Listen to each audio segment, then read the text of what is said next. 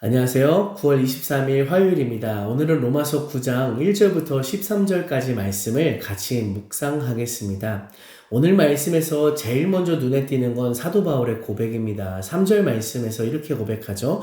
나의 형제 곧 고륙의 친척을 위하여 내 자신이 저주를 받아 그리스도에게서 끊어질지라도 원하는 바로라.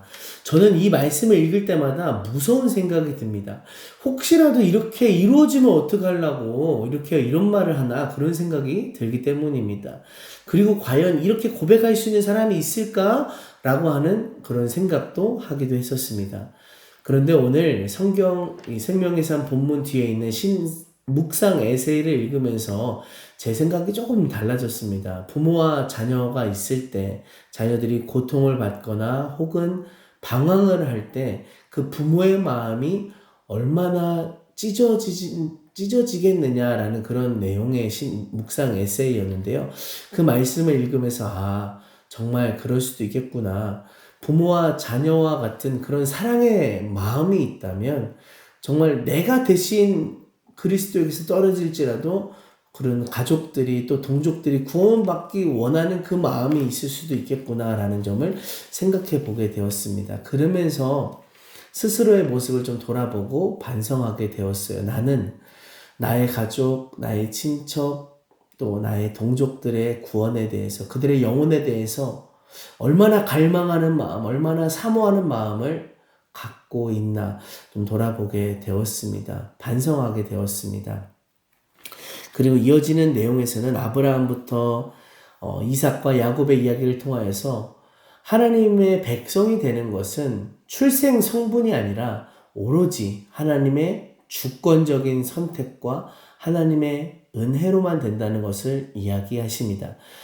이렇게 함으로써 유대인이든 이방인이든 그들의 출생 성분이 아니라 하나님의 절대적인 주권과 은혜로만 구원을 받는다라는 것을 설명하고자 하는 기초를 오늘 닦고 있는 것입니다. 이렇게 해서 로마서 11장까지 유대인의 구원에 대한 하나님의 계획에 대해서 말씀하시는 거죠. 특별히 로마 교회는 유대인과 이방인이 함께 있는 교회였습니다. 그리고 사건적인 상황적인 그런 요소로 인해서 그들 가운데 갈등도 있었습니다. 서로 기득권에 대한 다툼도 있었죠.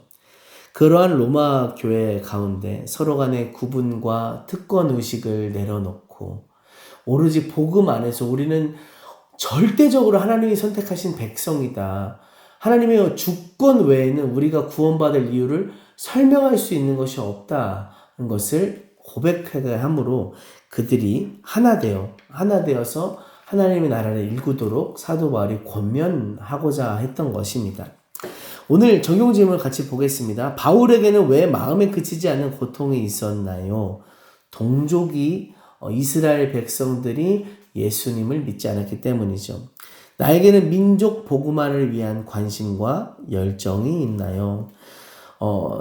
제가 비록 사도 바울과 같은 마음은 아니었을지라도 저에게도 이 민족의 복음화율이 점점 떨어지는 것을 보면서 걱정하게 되고 또 기도하게 되는 그런 마음이 있는데요. 저와 여러분이 우리나라, 우리 민족의 복음화를 위해서 같이 기도하길 소망합니다. 두 번째 질문입니다. 출생 전부터 형 에서가 아닌 동생 야곱을 하나님이 선택하신 것에서 무엇을 알 수 있나요?